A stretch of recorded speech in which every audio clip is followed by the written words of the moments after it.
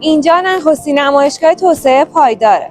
ما از ستاد معاینه فنی ساختمان اینجا حضور داریم تا به شما نشون بدیم که با ارزیابی و پایش فنی ساختمان‌ها میتونید شهری ایمن‌تر، کارآمدتر و سبزتر داشته باشید.